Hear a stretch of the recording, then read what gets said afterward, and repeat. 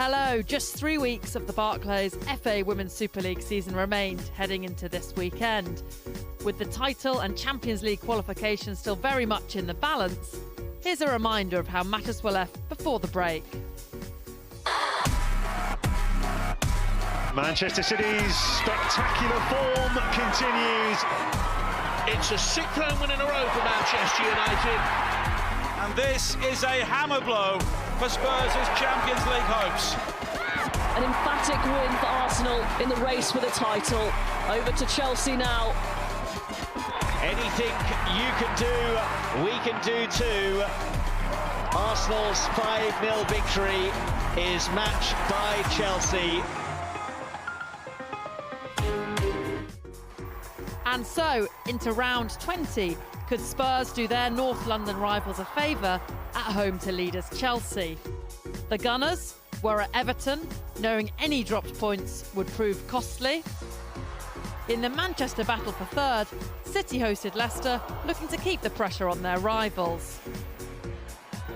While United travelled to Aston Villa, hoping to stay out in front. But we start at the very top, where the WSL top scorers, Chelsea, travelled to a Tottenham side without a goal in their last 3 outings, and who had failed to find the net against the Blues in the league in 3 previous attempts. Watching on were Robin Cowan and Rachel Brown-Finnis.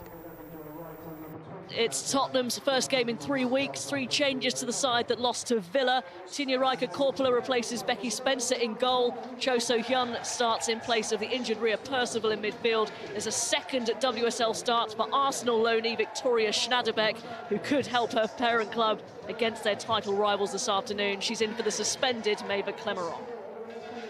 It's the same Chelsea team that beat Arsenal last weekend, secure their place in the final of the FA Cup.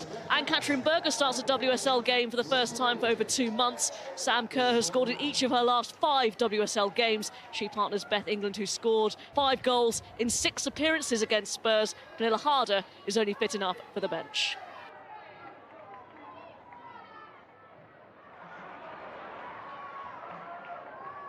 Simon and Neville in a bit of space here to measure the cross. Deep and a bit out of play from Millie Bright. Sumanen putting her under pressure. At the back post there was a player over, I think it was Sumanen, who ghosted in, edge of the box. Could have been on mark, but Millie Bright watched the flight of that ball exceptionally well. Oh, it's fired in and it's off the bar and it's in! And Spurs take the lead! Would you believe it? What a tremendous delivery from the corner kick. And Tottenham, who've started the better, have the lead. Well, there's a bit of fortune as to how that ball ended up going over the line, but there was no fortune in that delivery. It's exactly what she was wanting to do. But the rebound off of the post as it's gone over and catching Berger. And you can't say that Tottenham haven't deserved it. Another crossing opportunity for Ashley Neville. And there's a head injury, so the referee has stopped play. Rachel Williams went down onto the challenge. She got wiped out there, Rachel Williams. No attempt really to win the ball. So for me, if the whistle had gone, there's no argument against it.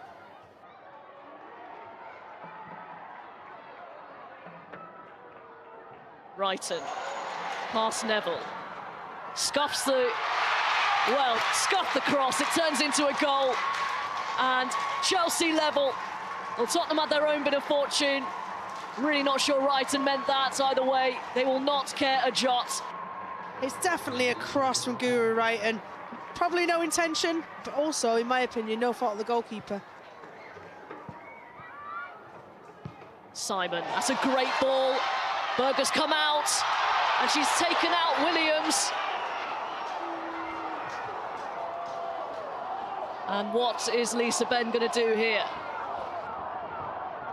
I think the right decision here would be a yellow card. It's a coming together, but Chelsea defenders were tracking back. I don't think it's denying an obvious goal-scoring opportunity, which would consequently be a red.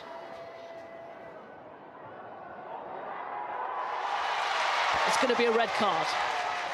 Denial of a clear goal-scoring opportunity. A huge moment in this game. Well, Lisa Benn really took her time over that, explaining her decision. And I think it's the right one, because had Rachel Williams got past her, she would have had an open goal. But it looked a far enough away touch, the angle as well, that it would only be a yellow card.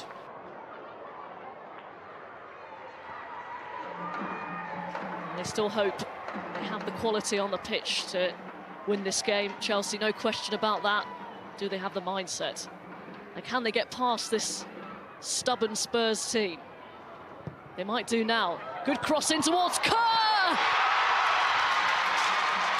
And Chelsea lead! One bit of quality, and Sam Kerr to notch a crucial goal in the race for the title. What a precise header from Sam Kerr. No chance for Coppola.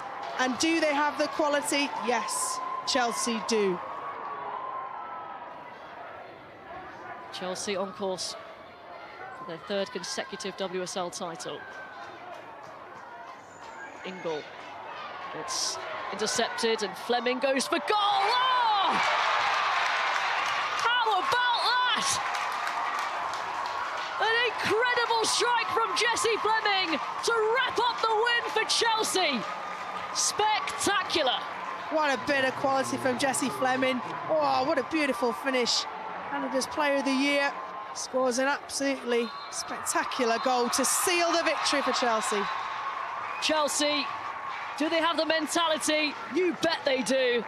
In the face of adversity, they grind out a crucial victory in their quest for a third consecutive WSL title. Tottenham Hotspur 1, Chelsea 3 at full time. There have been a lot of great performances by my team over there.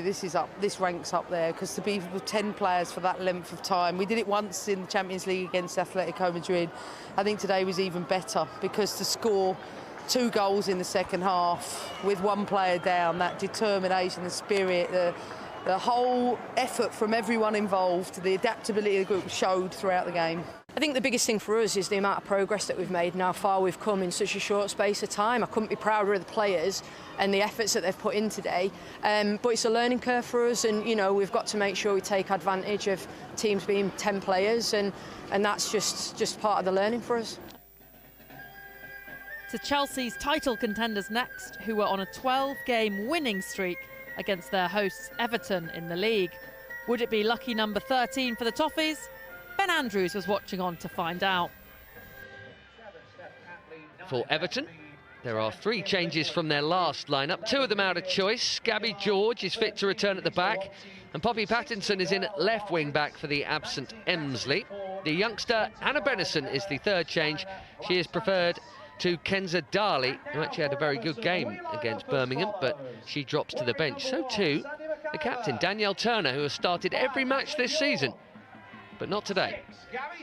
Here's the Arsenal lineup. 1 change from the 11 starters against Chelsea last weekend, and it comes at right back with Noelle Maritz, the first choice there, back in again. Katie McCabe dropping out. So many attacking options with different ways to hurt aside. Mead, Miedemar, Ford and Blackstenius. They were shut out last time out against Chelsea. They will expect more of the ball and more chances here for sure.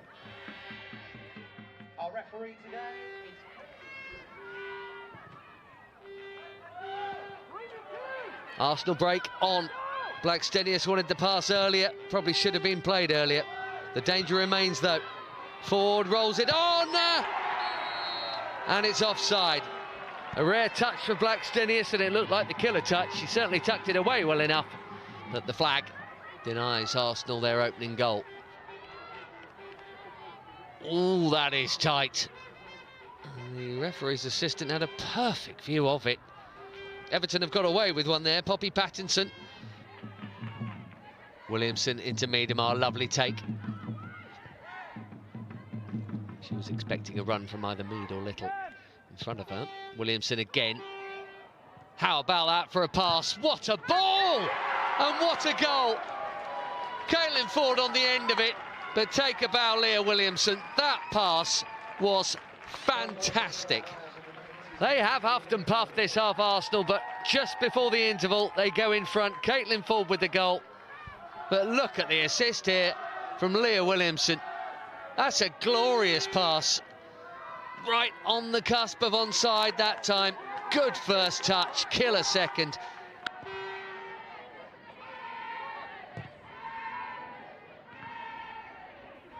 Kim Little. Out by Finnegan. McCabe, nicely done. Tight angle here for Miedema. It's two. Beth Mead. There's the daylight. And you'd have to say it's been coming. And the combination has worked so well for Arsenal. Two players who are never anything less than good, and quite often far more than that. Miedema to Mead. 3 points surely now, even with 25 still to play.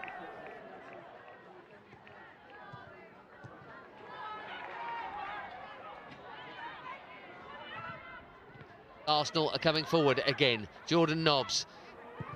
Beautifully done. What a goal that is. The 1-2 with Mead. And the finish is roofed. There wasn't really any doubt at 2-0. There's none at all at 3. Off the bench and onto the score sheet, Jordan Nobbs. And you can see how much she enjoyed that. It's a cracking finish.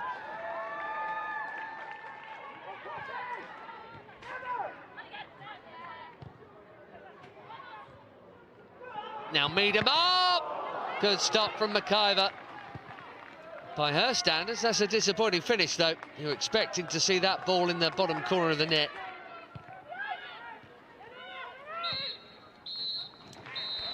Well, the gap at the top is back down to a single point. Job done by Arsenal. Frustrated for a long while by Everton, but very comfortable in the second half. Everton looking forward to the final whistle, I suspect, from quite a long way out. But for Arsenal, well, the dreams are still alive. 3-0 winners on Merseyside this Sunday evening. I think the performance was very good.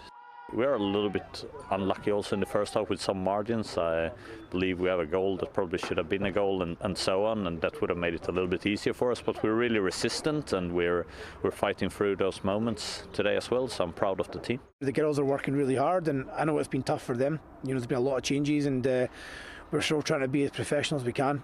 We're still desperate to get points on the board, and we need to go into these last 2 games now and make sure we get something, or 6 points is the target for both for the games now.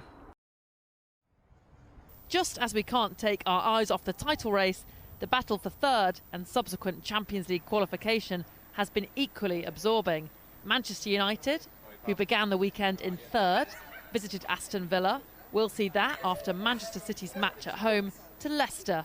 And key to the Citizens' incredible recent form has been England winger Lauren Hemp.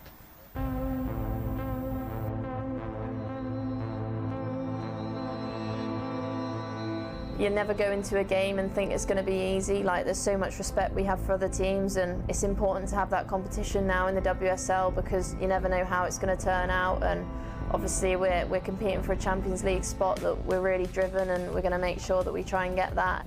We're not afraid to say that we did struggle at the start of the season, and obviously we can say that we had a lot of injuries to some very important people, but there was still 11 players on the pitch and who needed to do a job, and unfortunately it didn't start for us how we wanted it to. We need to sort of forget about the start of the season, but obviously reflect on it as well. That it was a massive learning curve for us, but we're at the better end of it now.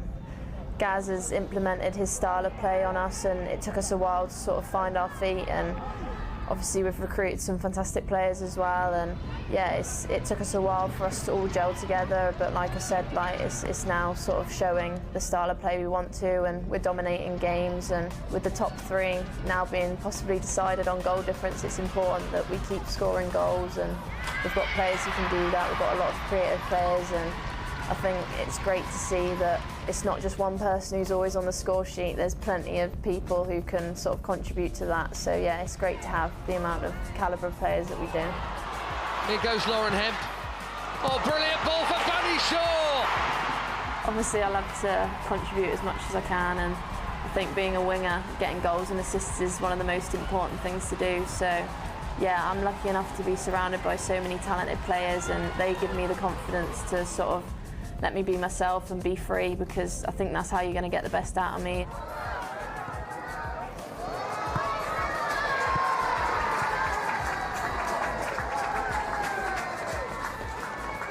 I love playing for City and I love being around so many fantastic players, and it's important that I keep striving for more because I know I can still contribute to more goals and assists and pushing for more and being more consistent.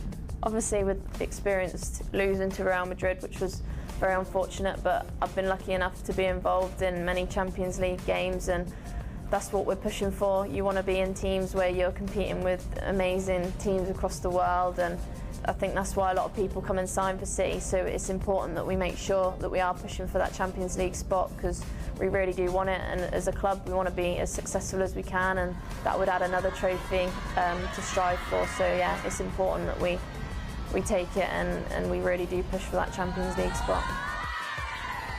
Obviously everyone loves to feel pressure, and I think that's something that I enjoy getting. Like, if you want to be the best, then you've got to be able to deal with being under pressure, and I think that's how you're going to get the best out of me, and I know there's still so much to come from me, and I want to help the team as much as I can, and the main thing for me is that we're successful as a team and we keep pushing to win trophies.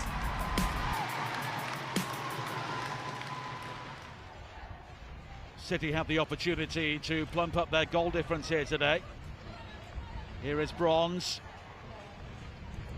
and she's released Kelly, and it's back to Weir, and they've started already. Caroline Weir with the opening goal.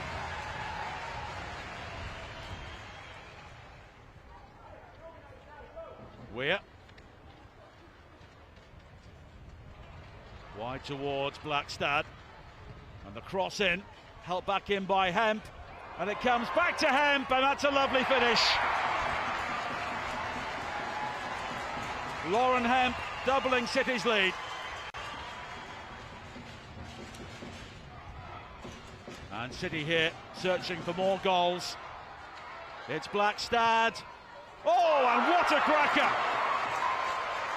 2 goals just before half-time.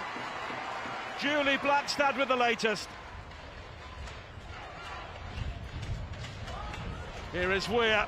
It'll come to Hemp. She goes down. That's a penalty. Demi Lambourne just dangling the leg. And City here with the opportunity to make it 4. Alex Greenwood taking the responsibility. Calmly done. And City remain on course for the Champions League.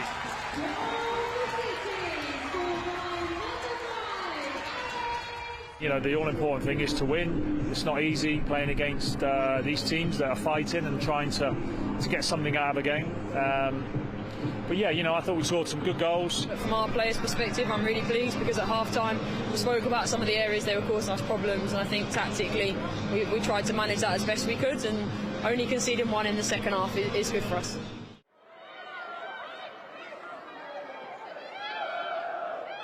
Well, you wondered how Aston Villa might approach this game, whether or not they would hang back. Manchester United trying to break early. We might have a game on our hands here. Nice break from Manchester United, so nearly in. Brilliant stop from Sean Rodgers once and twice.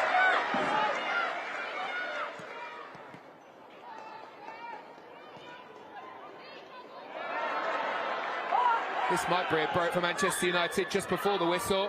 In towards Rousseau it goes. Asante is going to have to deal with this one. Bit of a mess at the back for Aston Villa. Blundell lifts one towards the far corner. Beautifully curled, but not quite enough to break the deadlock.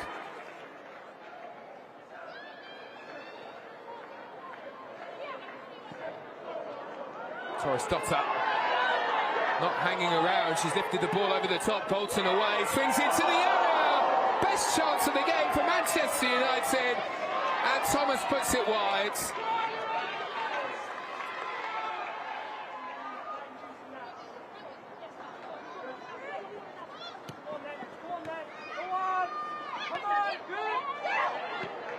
Zellum sends it through towards Thomas now. Manchester United in on goal, and Toon brings out the save from Sean Rodgers. Doesn't really get the connection on the shot to trouble the goalkeeper too much. Frustrating result, but again, I'm asking my players to take accountability. I'm asking them to grow mentally and mature. And if we keep doing that, we'll be in a very, very good space. Like we've done great this season, but we just need to keep turning it over. Couldn't be more proud of my players tonight, because I said to them in the huddle before the game, if there's one thing I want today, well, they do it normally, but I want a togetherness where they're going to run through a brick wall for each other, but harder than they've ever done. And they did that today, you could see that, so I was delighted.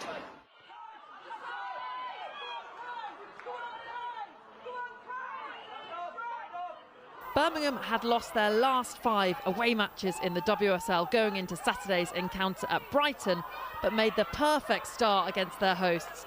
Veratruki Sari with a fine solo run to open the scoring inside the first 10 minutes. Brighton had several chances to respond in the first half. Their best effort, a Kaylee Green header, which rattled the crossbar. When Greek international Sari found space down the left, her cross was met by an unmarked Louise Quinn, who doubled Birmingham's advantage with 15 minutes to play. Hope Powell's side were never out the contest though, and eventually pulled a goal back. Substitute Maisie Simmons crossing for Giulia Zighiotti to make it 2-1.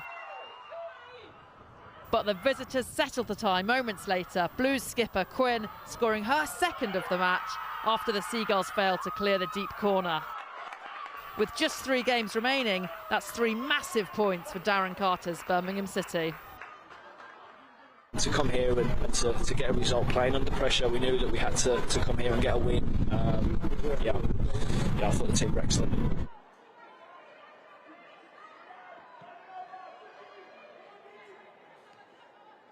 West Ham had lost their last 2 WSL matches before making the trip to Reading, but they dominated an entertaining first half and were rewarded with a deserved lead just 30 seconds after the restart.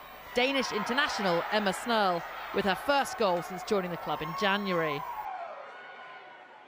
The Irons sealed the points in the 86th minute. Yui Hasegawa receiving a cutback from Lisa Evans before drifting past 2 defenders and finding the back of the net.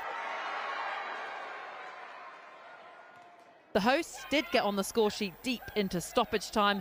Faye Bryson's shot taking a deflection to beat Mackenzie Arnold in the Hammers goal, but there wasn't enough time to find a leveller. That's now 8 games without a win in the WSL for Reading. It was really important that we got that goal straight after the second half, and it kind of settled us a little bit. But in terms of our performance, I thought that was probably one of the best we've played this season. Confirmation of the results from match day 20 of the Barclays FA Women's Super League, and Birmingham boosted their survival hopes with a hard-fought victory at Brighton. Manchester City cruised past Leicester 4-0. Reading's winless run continued as they were brushed aside by West Ham.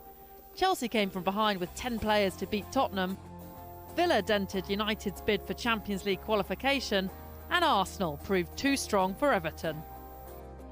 Let's see how the WSL table looks after this weekend. Chelsea remain top, a single point above Arsenal. United stay in 3rd, 1 point ahead of their Manchester rivals, but City have an all-important game in hand, and United still have to face leaders Chelsea away on the final day of the season. At the bottom, Birmingham have moved within 4 points of Leicester, following just their 2nd win of the campaign, but with a game in hand and a superior goal difference over the Foxes, there's still a chance of survival yet. With just 2 weeks of the WSL remaining, it's all still to play for. Bye for now. In the face of adversity, Chelsea grind out a crucial victory in their quest for a 3rd consecutive title. What a goal! It's 2. Job done by Arsenal.